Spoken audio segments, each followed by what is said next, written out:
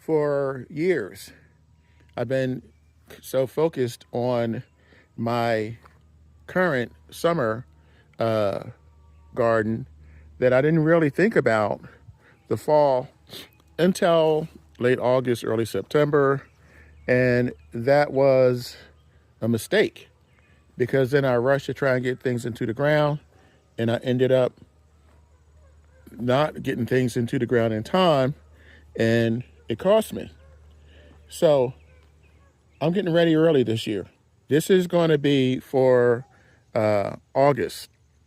And these four here are really going to be standouts for one apparent reason. I mentioned to you health, antioxidants. If you grow kale, cabbage, Brussels sprouts, bush beans, any of these for, yes, they're going to be healthier for you. Yes, you're going to save money in the supermarket, but, and there's a big but, there is a difference between growing purple, or some people, they call it red, but purple, red, when you see that dark color, then the antioxidant level in almost every case is going to be higher than what it is in regular cases. I'm not going to start with the Russian kale. I'm going to start here with the cabbage. This is one of my favorites because it's cold hardy. It's not going to, even if you plant it late, you're still not, out of the game. 90 days to harvest, but here's the difference between that and a regular cabbage. So before I go any further, as always, I have something special to show you guys at the end of the video. Something that you probably have not grown, or if you have grown, you have not grown this variety because you don't see it much. And in this case, it's something that I've grown several times and have had success with. And it's a specialty item, which I think will go well in a lot of people's gardens. So stick around and I'll show that to you shortly. But moving on, this is the difference. Whenever you see cabbage or broccoli or Brussels sprouts or green beans or anything that has this hue, this color, this happens to, that tells you right here, red, but you will also find this under purple. This is going to give you a higher level of antioxidants, which is going to help prevent you. It's not going to stop you. It's not a cure-all, but it's going to help you prevent you from getting sick. It's going to keep your immune system higher than it normally would be. So you can grow regular, or you can grow this red cabbage, which in my opinion looks prettier, and it's going to be healthier for you. And you have a hard time sometimes finding this in the supermarket. I never see purple Brussels sprouts in the supermarket. Now, I mean, in your neighborhood, you might have them. Up here, we don't. Brussels sprouts, 100 days to harvest. This is another one that is cold tolerant that I hope you guys consider planting this year. Look at how cold, down to 15 to 20 degrees. Now, even lower than that for short periods of time. If it drops below 15 degrees for a couple hours for a night, you're probably going to still be okay. But look at the color on that. That's beautiful. And that is also going to be healthier for you than the regular cabbage. Again, for the same reason, it's going to boost your antioxidant level. Okay, so moving on down to the bush beans. I plan on having a special section, a special patch called my purple patch for the Russian kale. I didn't put that up here because it's just in a plain Jane package. It's just in a silver package. I'll probably show it to you, but it's not really anything special. So I didn't put that up. But the red Russian kale, I should talk about that now. This is kind of the star for me. I've been growing this every winter for the last 3, maybe 4 winters. No, I would say the last 3 winters. It is, we've had some really cold winters, some really cold nights. And you see this? Cold tolerant down to minus 10. I have had some really cold nights, like I said, and have kind of given up. And a lot of the stuff that I planted did not make it, especially when I lost my greenhouse. But these guys here, they bounce back every time, every time. So if you want something that's reliable, something that you can count on, this red Russian kale doesn't have to be red, but in this case, this falls into the theme of what I'm telling you guys about the red, excuse me, or, you know, purple uh, uh, vegetables that are healthier for you, heartier for you because of the antioxidants. So the red Russian kale, the red cabbage, and the red Brussels sprouts, and now the bush beans. This is the last of the 4 that that I'm planting. I mean, there's others, but this stands out for me, and I put this separate over here because if you notice, not cold tolerant. These are purple. They call them burgundy, but going back over to our little demonstration here, first frost day for me here in West Virginia. I told you guys how you can find your frost date. If you didn't watch that video, then just basically drop a comment in the links and I will show you how to get to that page. Well, there's several websites now that will tell you what the frost date is in your area. Some of them even listed by a zip code. That's how specific it is. So for me, the first frost date is in 87 days. So I have to be mindful when I plant these bush beans that if you notice, harvest in 60 days, not cold tolerant. So 60 days, this is why this is important. My frugal nephew, the one in Pennsylvania, who is learning gardening now, this is new to him, and I explained this to him. So 87 days, 60 days, so I'm good. That means I have plenty of time before the first frost hits. And again, to those of you who are new here, or new to gardening, but rather, that's not a hard and fast date. Sometimes it's before, sometimes it's after. This is an average frost date. So that's the last of those, but that's not the last of this video because I want to just go over this real quick. This is my potatoes that I'm getting ready to harvest over here. If you look at this area here, you'll see this looks pretty good. This I'm going to probably mention or spend some time in the next video. These are lemon cucumbers, which my good friend Pat told me about last year. Pat, I didn't forget. Here they are. This is looking like it's almost ripe. These bees are everywhere now. I'm loving it. I cannot complain. At any rate, this is why my garden is looking a little raggedy, because these potatoes have run their course. You can see the leaves are yellowing. They're starting to fold. Here's the same thing. This is 1, 2, and there's one behind me down below. These are ready for harvest. As a matter of fact, I need to cover this one because you can see where it's poking out a little bit. I have high hopes for these. These are Kennebacks. And so I am keeping an eye on those in terms of the calendar. Like I said to you guys, you can kind of wing it. You can kind of do things by the seat of the pants. But I guarantee you'll have better results if you keep track of these days. This is the solstice, December 21st. I have it memorized. So we have 151 days before the winter solstice. So that gives you another marker of how much time you have to get things in the ground or to get a second planting done.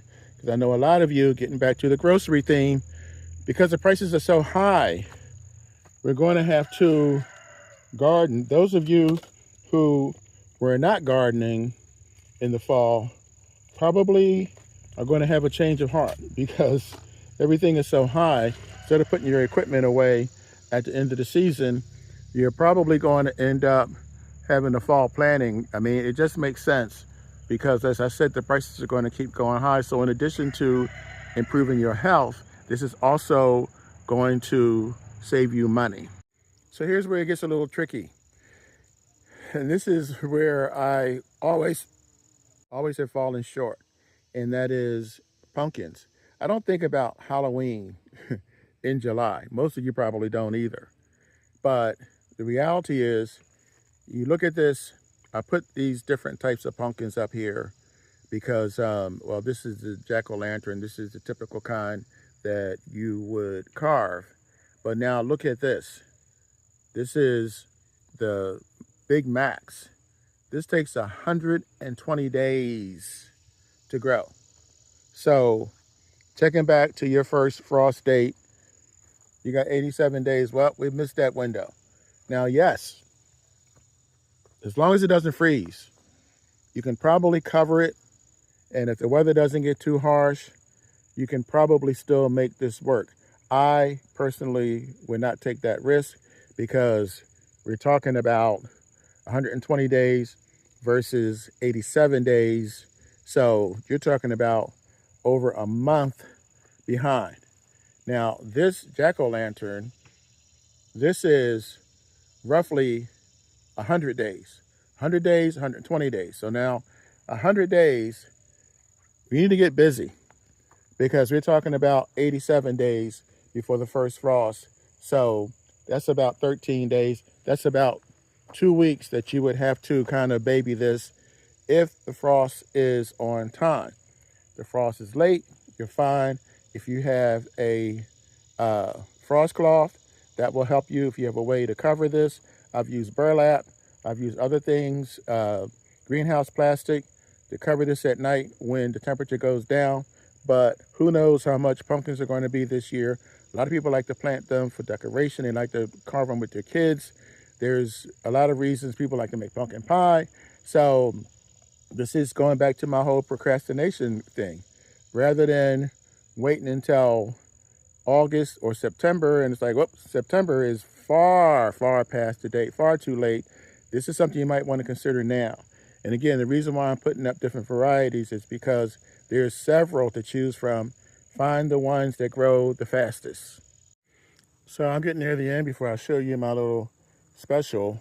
This is the red Russian kale.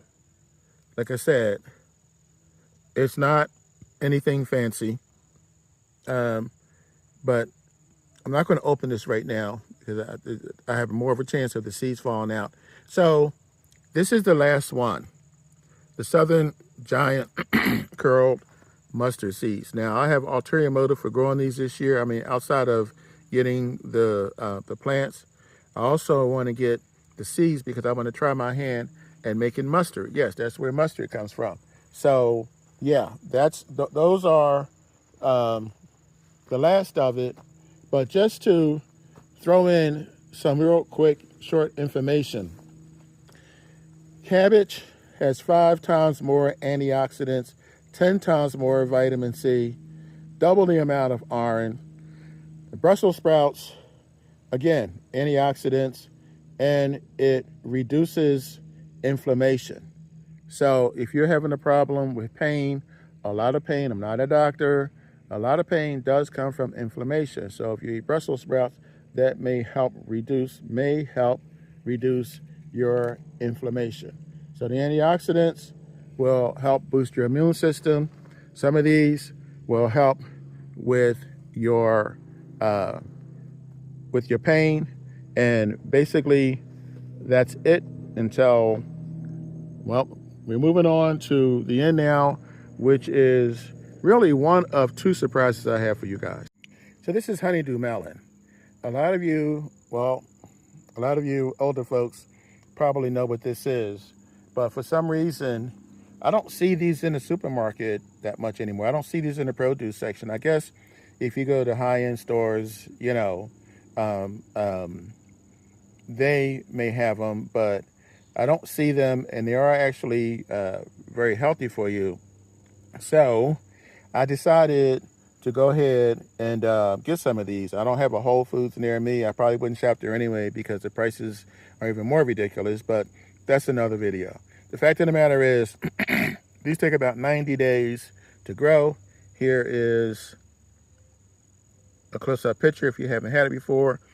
Most of you, like I said, over 40, you probably had this before at some point, or at least you are aware of them. Put a remark in the comments if you tried this before and what your experience was, if you've eaten it, if you've grown it, if you liked it, if you didn't like it, if your parents ate it. You know, just put a comment down below, and I'm curious to see what people have to say about this. So that brings me to the big one. This is something that I have grown before I came up here. So I've been here 3 years in August.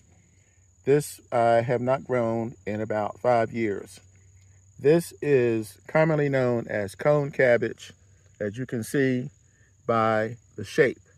Now, this is where it gets interesting. The reason why this is special to me is because it takes up less space. If you want to grow cabbage, let's go back. Here's your cabbages. Look at the size of those heads. If you have a small growing space, or if you're growing in containers, then you're going to probably have an issue trying to grow cabbage this fall. If you have containers, like what I'm using over here, which all this needs to be watered, so you can grow cone cabbage in containers because it grows mostly up and not out. Here's where it gets interesting. If you Google cone cabbage, or if you go to, I don't know, Walmart, Amazon, wherever it is to get the seeds, you may not find what you're looking for. And that is because this is under a bunch of different names. This is cone head cabbage, cone cabbage, pointed cabbage, pointed sweetheart, sugar cone cabbage, Jersey Wakefield, which is what I have here, and also something called mini arrowhead cabbage from out of Germany. So I'll give you those names again. Cone head cabbage, cone cabbage, cone head cabbage, pointed sweetheart cabbage, sugar cone cabbage, Jersey Wakefield cabbage, and mini arrowhead cabbage. So these grow up and out, 10 to 12 inches high, and basically only 5 to 7 inches. 5 to 7 inches wide. That means you can grow those in here. If you have a couple of containers, I'm looking for one of my milk crates. Here's one of my crates here. These milk crates are 12 by 12. So this is only going to be 5 to 7 inches. You might even be able to squeeze 2 in here. I would just do 1. By the way, for everybody who's been complaining about me using milk crates, saying that they don't have milk crates, I saw milk crates in Walmart the other day for $4.99.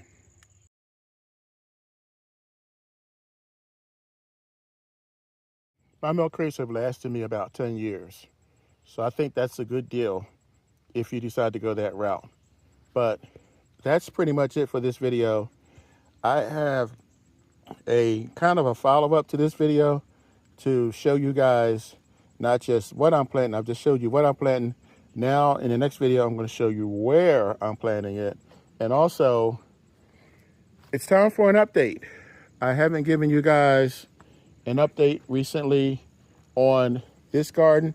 This end is not doing so hot, but I have things going over here and things going further down, especially in my no rules garden.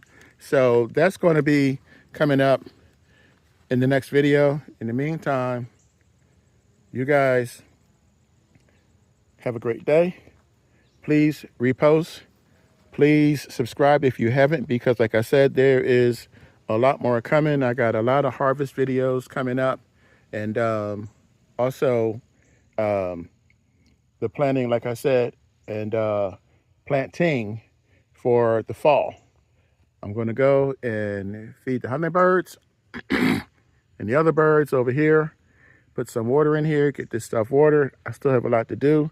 So I'm going to let you guys go. Again, thanks for watching. Remember, when you grow your own food, you'll always know where it comes from. I'll catch you guys on the flip side.